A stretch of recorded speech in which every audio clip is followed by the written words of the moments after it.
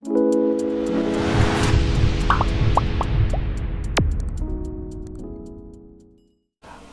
বিষয় 2024 সালের ষষ্ঠ শ্রেণীর প্রথম পর্যায়ক্রমিক মূল্যায়নের ভূগোলের প্রশ্ন এবং তার উত্তর। তোমাদের প্রথম পর্যায়ক্রমিক মূল্যায়ন অর্থাৎ ফার্স্ট ইউনিট টেস্টের পূর্ণমান থাকবে 15 এবং এর জন্য তোমার সময় হবে 30 মিনিট। তোমাদের এর আগে ফার্স্ট ইউনিট টেস্টের বাংলার প্রশ্নের এবং উত্তর করানো হয়ে গেছে। তোমরা যারা যারা দেখোনি তার জন্য লিঙ্ক ডেসক্রিপশন বক্সে দেওয়া থাকছে, তোমরা সেখান থেকে দেখে নিতে পারো। তোমাদের এই প্রথম পর্যায়ক্রমিক মূল্যায়নের প্রশ্নোত্তর ভূগোলের আলোচনা করার আগে বলে রাখি, তোমরা যারা চ্যানেল নতুন তারা অবশ্যই চ্যানেলটিকে সাবস্ক্রাইব করে দিও এবং পাশে থাকা বেল আইকনটি প্রেস করে দিও। তোমাদের এই প্রশ্নোত্তর পর্বের আগে তোমাদের সিলেবাসটা নিয়ে একবার আলোচনা করব, দেখে নেব সেখান থেকে কী টাইপের কত নম্বরের প্রশ্ন আসতে চলেছে। তো দেখো, প্রথমে যেটা আমাদের সিলেবাসে আছে আকাশ ভরা সূর্য তারা, এখান থেকে তোমাদের একটা এমসিকিউ থাকতে চলেছে, অর্থাৎ এই চ্যাপ্টার থেকে তোমাদের মাত্র 1 নম্বর থাকবে। পৃথিবী কি গোল, এখান থেকেও তোমাদের একটা এমসিকিউ থাকতে চলেছে, অর্থাৎ এখান থেকেও কিন্তু তোমাদের 1 নম্বর থাকছে। এবার যেটা পরবর্তী আছে তুমি কোথায় আছো, এখান থেকে কিন্তু তোমাদের একটা 3 নম্বরের প্রশ্ন থাকতে চলেছে, অর্থাৎ এই চ্যাপ্টার থেকে মোট কিন্তু তোমাদের 3 নম্বর থাকতে চলেছে। এবার পরের যে চ্যাপ্টার পৃথিবীর আবর্তন, এখান থেকেও একটা এমসিকিউ থাকছে, অর্থাৎ এই চ্যাপ্টার থেকে মোট 1 নম্বর আসতে চলেছে। দেখো এই চ্যাপ্টারটা, এইটা আর এইটা, এই 3টে চ্যাপ্টার থেকে এক এক করে আসতে চলেছে। তারপরে ভারতের সাধারণ পরিচয়, এখান থেকে তোমাদের একটা 1 নম্বর প্রশ্ন এবং একটা 2 নম্বর প্রশ্ন আসবে, মোট থাকছে 3 নম্বর। আচ্ছা, এবার দেখো পরবর্তী যে চ্যাপ্টার ভারতের ভূপ্রকৃতির নদ নদী, এখান থেকে একটা 1 নম্বর প্রশ্ন এবং তোমাদের 5 নম্বর একটা প্রশ্ন, মোট থাকছে এখান থেকে 6 নম্বর। তাহলে হিসাবে যেটা দাঁড়ালো তোমার থাকছে 3টে এমসিকিউ, 2টো 1 নম্বর প্রশ্ন, একটা 2 নম্বর প্রশ্ন, একটা 3 নম্বর প্রশ্ন এবং একটা 5 নম্বর প্রশ্ন, মোট থাকছে তোমাদের 15 নম্বর। এবার আমরা কিছু প্রশ্ন এবং উত্তর দেখে নেব। তো এখানে দেখো তোমাদের যতগুলো অপশন দিয়েছি এতগুলো অপশন তোমরা পাবে না, আমি তোমাদের যাতে পরীক্ষায় সুবিধা হয় তাই জন্য তোমাদের এতগুলো অপশন দিয়ে তোমাদের এই কোশ্চেন অ্যান্সারটা প্র্যাকটিস করাচ্ছি। দেখো প্রথম যে প্রশ্ন আছে, মাধ্যাকর্ষণ শক্তি সবচেয়ে বেশি যে গ্রহের সেটি হলো, উত্তর হবে সি, বৃহস্পতি। বৃহস্পতির মাধ্যাকর্ষণ শক্তি সবচেয়ে বেশি। আচ্ছা, এখান থেকে তোমার 3টে করতে হবে। আচ্ছা, এটা আমার জেনে রাখা ভালো কেন আমাদের বৃহস্পতি গ্রহের মাধ্যাকর্ষণ শক্তিটা সবচেয়ে বেশি, কারণ বৃহস্পতি গ্রহ সবচেয়ে বড় গ্রহ, যত বড় গ্রহ হবে তার মাধ্যাকর্ষণ শক্তি তত বেশি হবে। তারপরে দেখো খ, সৌরজগতের উষ্ণতম গ্রহ কোনটি? সৌরজগতের উষ্ণতম গ্রহ হচ্ছে শুক্র। গ দেখো, আকাশ যেখানে পৃথিবীতে এসে মিলিত হয় সে বৃত্তাকার রেখাকে কি বলে? উত্তর লিখবে দিগন্ত রেখা। তারপরে দেখো, পৃথিবীর নিরক্ষীয় ব্যাস মেরু অপেক্ষা কত কিলোমিটার বেশি? 42 কিলোমিটার বেশি। অঙ্গ, আন্তর্জাতিক তারিখ রেখা বরাবর দুপাশের সময়ের পার্থক্য হয় 24 ঘন্টা। চ, পৃথিবীর অক্ষ কক্ষতলের সঙ্গে কত ডিগ্রি কোণে হেলে আছে? উত্তর হচ্ছে 66.5 ডিগ্রি কোণে হেলে আছে। এবার দেখো 2-এর দাগের প্রশ্ন, নিচের প্রশ্নগুলির এক কথায় উত্তর দাও। এখানে যে কোনো 2টি প্রশ্ন উত্তর দিতে হয়, প্রতিটি প্রশ্নের মান হচ্ছে 1 করে। আয়তনের বিচারে ভারত পৃথিবীর কততম দেশ? উত্তর হচ্ছে 7ম বৃহত্তম। আচ্ছা, তোমরা কি বলতে পারো আয়তনের বিচারে সবচেয়ে ফার্স্ট কে আছে, সবচেয়ে বড় দেশ কোনটা? সেটা যদি জানো তোমরা কমেন্টে অবশ্যই লিখে জানাবে। অথবা দেখো ভারতের একটি অন্তর্বাহী নদীর উদাহরণ দাও, উত্তর লিখবে লুনি নদী। এই লুনি নদী রাজস্থানে ওপর দিয়ে প্রবাহিত হয়েছে। তারপর দেখো খ, ভারতের দক্ষিণে অবস্থিত প্রতিবেশী দেশটির নাম কি? উত্তর লিখবে ভারতের দক্ষিণে অবস্থিত প্রতিবেশী দেশটির নাম হলো শ্রীলঙ্কা। অথবা 3 দিক জলভাগ দ্বারা বেষ্টিত স্থলভাগকে কি বলা হয়? উত্তর লিখবে 3 দিক জলভাগ দ্বারা বেষ্টিত স্থলভাগকে উপদ্বীপ বলা হয়। গ দেখো, রূপান্তরিত শিলা থেকে কোন মাটি সৃষ্টি হয়? উত্তর লিখবে লাল মাটি। অথবা ভারতের দীর্ঘতম হিমবাহের নাম কি? উত্তর লিখবে ভারতের দীর্ঘতম হিমবাহের নাম হচ্ছে সিয়াচেন। সিয়াচেন ভারতের দীর্ঘতম হিমবাহ হওয়ার সাথে সাথে এটা কিন্তু ভারতের উচ্চতম যুদ্ধক্ষেত্র। এবার দেখো 3, নিচের যে কোনো একটি প্রশ্নের সংক্ষিপ্ত উত্তর দাও। প্রতিটি প্রশ্নের মান আছে 2 করে, একটা করতে হবে। তো প্রথম প্রশ্ন দেখো, ভারতে কর্কট ক্রান্তীয় রেখার দক্ষিণ অংশে গড় উষ্ণতা সারা বছর সাধারণত বেশি হয় কেন? উত্তর লিখবে ভারতের দক্ষিণ অংশ ক্রান্তীয় অঞ্চল তথা নিরক্ষরেখার নিকটে অবস্থান করায় এখানে সূর্যরশ্মি সারা বছর লম্বভাবে কিরণ দেয় বলে গড় উষ্ণতা সারা বছর সাধারণত বেশি হয়। এবার দেখো খ, ভারতের অক্ষাংশ ও দ্রাঘিমাংশগত অবস্থানটি লেখো। উত্তর লিখবে ভারতের অক্ষাংশগত অবস্থান 8 ডিগ্রি 4 মিনিট উত্তর থেকে 37 ডিগ্রি 6 মিনিট উত্তর, আর ভারতের দ্রাঘিমাংশগত অবস্থান 68 ডিগ্রি 7 মিনিট পূর্ব থেকে 97 ডিগ্রি 25 মিনিট পূর্ব পর্যন্ত বিস্তৃত। এবার দেখো গ, ভারতের চারিদিকে কী আছে? উত্তর লিখবে ভারতের উত্তরে চীন, নেপাল, ভুটান, পূর্ব দিকে বাংলাদেশ, মায়ানমার, বঙ্গোপসাগর, দক্ষিণে শ্রীলঙ্কা, ভারত মহাসাগর এবং পশ্চিমে পাকিস্তান, আফগানিস্তান ও আরব সাগর অবস্থিত। এবার চলে আসছি পরবর্তী প্রশ্ন, 4 দাগের প্রশ্ন। বলছে নিচের যে কোনো একটি প্রশ্নের উত্তর দাও, প্রতিটি প্রশ্নের মান আছে 3 করে। পৃথিবীতে প্রতিপাদ্য স্থান দুটি সর্বদা বিপরীত গোলার্ধে অবস্থান করে কেন? তার উত্তর তোমরা কি লিখবে?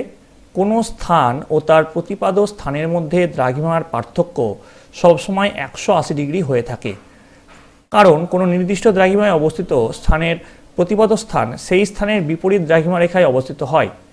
ভূপৃষ্ঠের ওপর কোনো স্থান থেকে একটি কাল্পনিক ব্যাস ভূকেন্দ্র ভেদ করে বিপরীত দিকে ভূপৃষ্ঠকে একটি বিন্দুতে স্পর্শ করে, ফলে প্রতিপাদ্য স্থান দুটি পরস্পর সর্বদা বিপরীত গোলার্ধে অবস্থিত হয়। ধরে নাও এটা যদি পৃথিবী হয়, এবার একটা রেখা যদি এইখান থেকে এই জায়গাটার প্রতিপাদ্য স্থান আমাদের যদি দরকার হয়, তাহলে একটা রেখাকে যদি কাল্পনিকভাবে কেন্দ্র বরাবর আমরা ছেদ করাই, তাহলে এই যে স্থানটা আমরা দেখতে পাচ্ছি, আমি একটু কালারটা চেঞ্জ করে দেখাচ্ছি তোমাদেরকে, এই যে স্থানটা আমরা দেখতে পাচ্ছি এইটা কিন্তু এই জায়গাটার প্রতিপাদ্য স্থান হবে। বোঝা যাচ্ছে? তারপর দেখো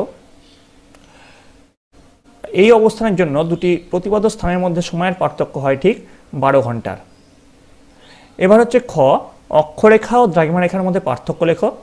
তো পার্থক্যটা আমরা দেখে নিই। প্রথম পয়েন্ট, অক্ষরেখার অপর নাম সমক্ষরেখা, দ্রাঘিমা রেখার অপর নাম দেশান্তর রেখা। 2 নম্বর, অক্ষরেখাগুলি পূর্ব পশ্চিমে বিস্তৃত, দ্রাঘিমা রেখাগুলি উত্তর দক্ষিণে বিস্তৃত। 3, অক্ষরেখাগুলি পরস্পরের সমান্তরাল, দ্রাঘিমা রেখাগুলি পরস্পরের সমান্তরাল নয়। 4, অক্ষরেখাগুলি পূর্ণবৃত্ত, দ্রাঘিমা রেখাগুলি অর্ধবৃত্ত। 5, প্রতিটি অক্ষরেখার কোণের সমষ্টি 360 ডিগ্রি আর প্রতিটি দ্রাঘিমা রেখার কোণের সমষ্টি 180 ডিগ্রি। এবার দেখো গ, দেখো 180 ডিগ্রি দ্রাঘিমা রেখাকে আন্তর্জাতিক তারিখ রেখা বলে কেন? এর উত্তর তোমরা কি লিখবে? উত্তর লিখবে যে কাল্পনিক রেখার সাহায্যে পৃথিবীর বিভিন্ন অংশের দিন বা তারিখ নির্ণয় করা হয় সেটি হলো আন্তর্জাতিক তারিখ রেখা। 180 ডিগ্রি দ্রাঘিমা রেখা বরাবর মোটামুটিভাবে অনুসরণ করে এই রেখার প্রবর্তন করা হয়। এই রেখাটি পৃথিবীর পশ্চিম ও পূর্ব গোলার্ধের তারিখ বিভাজনের কাজ করে। 180 ডিগ্রি দ্রাঘিমা রেখাকে পূর্ব বা পশ্চিম দিক থেকে অতিক্রম করলে একদিন বেড়ে বা কমে যায় বলে এই রেখাকে আন্তর্জাতিক তারিখ রেখা হিসাবে গণ্য করা হয়। এবার দেখো চলে আসছি ঘয়ের দাগের প্রশ্ন, গুরুত্বপূর্ণ অক্ষরেখাগুলির পরিচয় দাও। তো পৃথিবীর অক্ষরেখাগুলিকে 5টি ভাগে ভাগ করা হয়, যথা 1 নিরক্ষরেখা, 2 কর্কটক্রান্তি রেখা, 3 মকরক্রান্তি রেখা, 4 সুমেরুবৃত্ত রেখা, 5 কুমেরুবৃত্ত রেখা। তো প্রথম যে পয়েন্ট দেখো নিরক্ষরেখা, তার পরিচয় কি আছে? সুমেরু ও কুমেরু থেকে সমান দূরে পৃথিবীর ঠিক মাঝখান দিয়ে পূর্ব পশ্চিমে বিস্তৃত কাল্পনিক বৃত্তাকার রেখাটিকে নিরক্ষরেখা বা বিষুবরেখা বলা হয়। নিরক্ষরেখার উত্তর অংশকে বলা হয় উত্তর গোলার্ধ এবং দক্ষিণাংশকে বলা হয় দক্ষিণ গোলার্ধ, এর মান 0 ডিগ্রি। পরবর্তী যে রেখা দেখো কর্কটক্রান্তি রেখা, নিরক্ষরেখার উত্তরে 23 ডিগ্রি 30 মিনিট কৌণিক দূরত্বে অঙ্কিত কাল্পনিক বৃত্তাকার রেখাকে কর্কটক্রান্তি রেখা বলে। এবার চলে আসছি পরেরটা দেখো, পরের পয়েন্ট মকরক্রান্তি রেখা, নিরক্ষরেখার দক্ষিণে 23 ডিগ্রি 30 মিনিট কৌণিক দূরত্বে অবস্থিত কাল্পনিক বৃত্তাকার রেখাটিকে মকরক্রান্তি রেখা বলে। পরেরটা দেখো সুমেরু বৃত্তরেখা, নিরক্ষরেখার উত্তরে 66 ডিগ্রি 30 মিনিট কৌণিক দূরত্বে অঙ্কিত কাল্পনিক বৃত্তাকার রেখাটিকে সুমেরু বৃত্তরেখা বলে। পরেরটা দেখো কুমেরু বৃত্তরেখা, নিরক্ষরেখার দক্ষিণে 66 ডিগ্রি 30 মিনিট কৌণিক দূরত্বে অঙ্কিত রেখাটিকে কুমেরু বৃত্তরেখা বলে। এবার দেখো আমরা চলে আসছি 5 দাগের প্রশ্ন, নিচের যে কোনো একটি প্রশ্নের উত্তর দাও। প্রতিটি প্রশ্নের মান আছে কিন্তু 5 করে, যে কোনো একটা প্রশ্নের উত্তর দিতে হবে। তো প্রথম যে প্রশ্ন আছে দেখো, ভারতকে নদী মাতৃক দেশ বলা হয় কেন? তো এর উত্তরে তোমরা কি লিখবে? ভারতকে নদীমাতৃক দেশ বলার কারণ দিয়ে প্রথম পয়েন্ট দিবে অসংখ্য নদীর উপস্থিতি, দিয়ে লিখবে ভূপ্রাকৃতিক বৈচিত্র্যের জন্য ভারতের উপর দিয়ে ছোট বড় মাঝারি প্রভৃতি বিভিন্ন ধরনের অসংখ্য নদ নদী প্রবাহিত হয়েছে। 2 নম্বর পয়েন্ট দিবে প্রচুর পরিমাণে জলবহন, দিয়ে লিখবে ভারতের নদীগুলি বছরে গড়ে 1,86,900 কোটি ঘনমিটার জল বহন করে। প্রধান নদীগুলি 85%, মাঝারি নদীগুলি 7% এবং ছোট নদীগুলি 4% এবং অন্যান্য জলধারা 4% জল বহন করে। তারপরে পয়েন্ট দেবে জনপদ স্থাপন ও জীবনযাত্রার উপর প্রভাব বিস্তার, দিয়ে লিখবে নদ নদীগুলি সুদূর অতীত থেকে ভারতবাসীর জীবনধারার ওপর গভীরভাবে প্রভাব বিস্তার করে রয়েছে। হরপ্পা ও মহেঞ্জোদারোর মতো প্রাচীন সভ্যতা সহ এলাহাবাদ, বারাণসীর মতো প্রাচীন ধর্মস্থান এবং আধুনিক ভারতের অধিকাংশ শহর, নগর, জনপদ গড়ে উঠেছে কোনো না কোনো নদীর তীরে। পরের পয়েন্ট দেবে কৃষিকাজের সুযোগ, দিয়ে লিখবে কৃষিপ্রধান ভারতের অধিকাংশ চাষাবাদ নদী উপত্যকাতেই করা হয়। দিয়ে 5 নম্বর পয়েন্ট দিবে নদীকেন্দ্রিক শিল্প স্থাপন, দিয়ে লিখবে গুরুত্বপূর্ণ শিল্পগুলি যেমন কার্পাস, বয়ন, চিনি, পাট প্রভৃতি পরোক্ষভাবে নদীর উপর নির্ভরশীল। এছাড়া দেশের জলসেচ ব্যবস্থা, সামগ্রিক জলবিদ্যুৎ উৎপাদন, আভ্যন্তরীণ সুলভ জলপথে পরিবহন ব্যবস্থা, পানীয় জলের যোগান প্রভৃতি ক্ষেত্রেও নদ নদীর ভূমিকা গুরুত্বপূর্ণ। প্রকৃতপক্ষে ভারতের নদ নদী থেকে এত রকম সুবিধা পাওয়া ছাড়াও নদ নদীগুলি যেন মায়ের মতো সন্তান স্নেহে ভারতীয়দের লালন পালন করে চলেছে, ভারতীয়দের জীবনধারাকে পরিপুষ্ট করে চলেছে। এই জন্যই ভারতকে নদীমাতৃক দেশ বলা হয়। পরের প্রশ্ন খ, ভারতের উত্তরের পার্বত্য অঞ্চলের সম্পর্কে একটি বিবরণ দাও, দিয়ে লিখবে ভারতের উত্তরের পার্বত্য অঞ্চলের অবস্থান। ভারতের একদম উত্তরে অবস্থিত উত্তরের পার্বত্য অঞ্চল। এই অঞ্চলটি উত্তর পশ্চিমে জম্মু কাশ্মীর থেকে শুরু করে উত্তর পূর্বে অরুণাচল প্রদেশ পর্যন্ত ধনুকের মতো অবস্থান করছে। পর্বতশ্রেণী হচ্ছে হিমালয় ও কারাকোরাম এখানকার প্রধান পর্বতশ্রেণী। দিয়ে হিমালয় পয়েন্ট করবে, দিয়ে লিখবে হিমালয় কথাটির অর্থ বরফের গৃহ। উত্তর থেকে দক্ষিণে পরপর সমান্তরাল পর্বতশ্রেণী অবস্থান করছে। একদম উত্তরে রয়েছে হিমাদ্রি 6000 মিটার, তার দক্ষিণে হিমাচল 3000 মিটারের বেশি, একবারে দক্ষিণে অবস্থিত শিবালিক, তার গড় উচ্চতা 1500 মিটারের কম।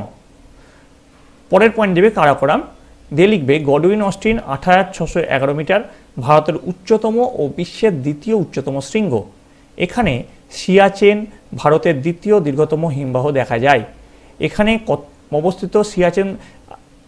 অবস্থিত কতগুলি গুরুত্বপূর্ণ গিরিপথ হলো বানিহাল, জজিলা ইত্যাদি। গ দেখো গঙ্গা নদীর গতিপথ বর্ণনা করো, দিয়ে লিখবে গঙ্গা একটি আদর্শ নদী। এই নদীর 3টি গতিপথ রয়েছে, এগুলি হলো উচ্চগতি বা পার্বত্য প্রবাহ, মধ্যগতি বা সমভূমি প্রবাহ ও নিম্নগতি বা বদ্বীপ প্রবাহ। দিয়ে প্রথম পয়েন্ট দিয়ে পার্বত্য প্রবাহ, দিয়ে লিখবে গঙ্গা নদীর পার্বত্য প্রবাহ হিমালয়ের গঙ্গোত্রী হিমবাহের গোমুখ গুহা থেকে উত্তরপ্রদেশের হরিদ্বার পর্যন্ত বিস্তৃত। তারপরে পয়েন্ট দিবে সমভূমি প্রবাহ, হরিদ্বার থেকে বিহারের রাজমহল পাহাড় পর্যন্ত গঙ্গা নদীর সমভূমি প্রবাহ বিস্তৃত। এবার দ্বীপ প্রবাহ, বিহারের রাজমহল পাহাড় থেকে বঙ্গোপসাগরের মোহনা পর্যন্ত গঙ্গার বদ্বীপ প্রবাহ বিস্তৃত। এবার চলে আসছে দেখো ঘ, উত্তর ভারতের নদীগুলির বৈশিষ্ট্য লেখো। উত্তর লিখবে হিমালয়ের উত্থানের সময় থেকে যে সমস্ত নদীগুলির উৎপত্তি হয় তা প্রায় বেশিরভাগই উত্তর ভারতের নদী।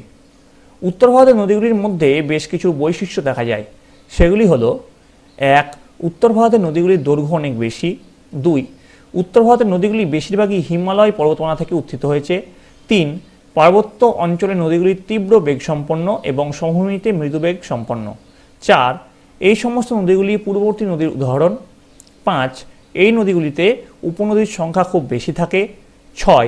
এই সমস্ত নদীগুলির অধিকাংশই বঙ্গোপসাগরে পতিত হয়েছে এবং কিছু সংখ্যক নদী আরব সাগরে পতিত হয়েছে। 7. উত্তর ভারতের নদীগুলিতে বিশাল আকৃতির বদ্বীপ গড়ে ওঠে। 8. উত্তর ভারতের নদীগুলি উর্বর সমভূমিতে গড়ে উঠতে দেখা যায়। 9. উত্তর ভারতের নদীগুলি বরফ গলা জলে পুষ্ট হলেও বর্ষাকালে এই সমস্ত নদীতে জলের পরিমাণ বাড়তে থাকে। 10. হিমালয় পর্বতমালা থেকে উৎপত্তি লাভ করার দরুন উত্তর ভারতের নদীগুলি বরফ গলা জলে পুষ্ট ও নিত্যবহ নদী। 11. নদীগুলির তীব্র ঢালু অঞ্চল এবং নরম শিলাস্তরের উপর দিয়ে প্রবাহিত হওয়ায় ক্ষয়কার্যের পরিমাণ অতিরিক্ত, যার ফলে বিশাল আকার পলিগঠিত সমভূমি সৃষ্টি হয়। 12. উত্তর ভারতের নদীগুলিতে ক্ষয়কার্যের পরিমাণ বেশি, যেমন গঙ্গা, সিন্ধু, ব্রহ্মপুত্র প্রভৃতি নদী। তো এই গেল তোমাদের ষষ্ঠ শ্রেণীর প্রথম পর্যায়ক্রমিক মূল্যায়নের ভূগোলের সাজেশন প্রশ্ন এবং তার উত্তর। তোমরা এই প্রশ্নের উত্তরগুলি ভালোভাবে প্র্যাকটিস করো এবং তোমাদের যে বইটা আছে সেই বইটাকে খুঁটিয়ে পড়ো। আশা করি তোমাদের পরীক্ষায় 100% সাফল্য নিশ্চিত।